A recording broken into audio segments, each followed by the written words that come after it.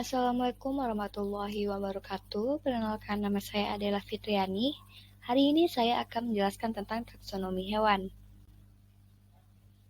Lanjut ke definisi taksonomi.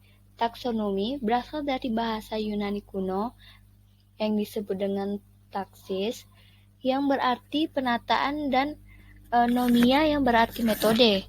Sehingga apabila digabungkan, taksonomi artinya metode penataan, serta taksonomi adalah cabang ilmu dari biologi yang mendefinisikan kelompok organisme biologis atas dasar kesamaan karakteristik dan memberikan nama untuk kelompok-kelompok tersebut.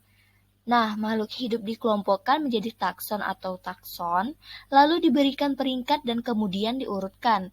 Definisi taksonomi memang sangat beragam, tetapi inti dari disiplin ilmu tersebut tetap yaitu konsepsi, penamaan, dan klasifikasi kelompok organisme. Sejarah taksonomi awal.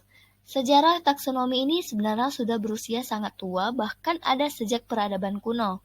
Sebab ketika manusia sudah dapat berkomunikasi, manusia tersebut akan menamai dan mengelompokkan benda-benda di sekitarnya. Aristoteles pada tahun 384 sampai 322 adalah yang pertama mengklasifikasikan makhluk hidup. Ia membagi makhluk hidup menjadi dua kelompok, yaitu hewan dan tumbuhan. Istilah vertebrata dan invertebrata juga merupakan karya Aristoteles.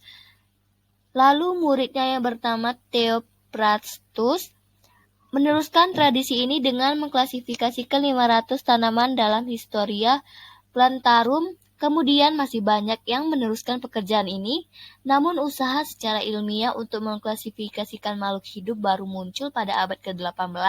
Singkat cerita, ini adalah masa Carl Linnaeus atau Carl von Linné, yang lebih dikenal Indonesia dengan Carolus Linnaeus. Tingkatan taksonomi.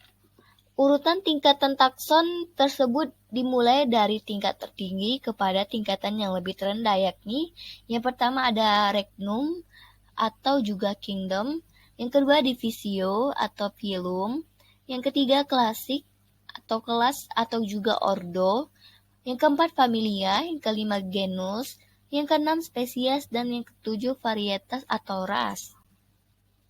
Sistematik takson.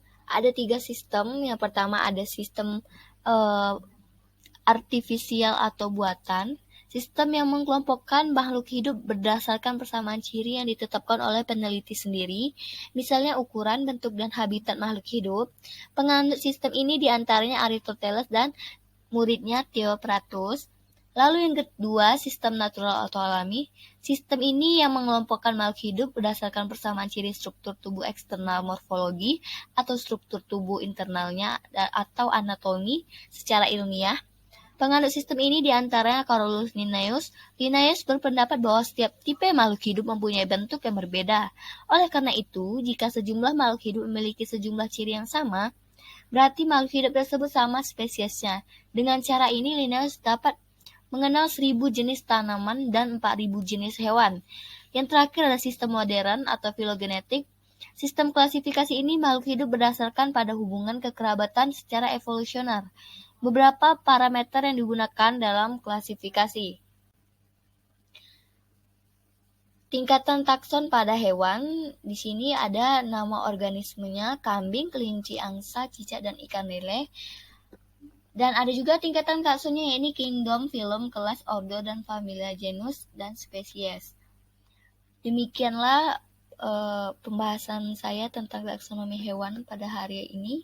Lebih dan kurangnya saya mohon maaf. Wabillahi taufiq wal hidayah. Wassalamualaikum warahmatullahi wabarakatuh.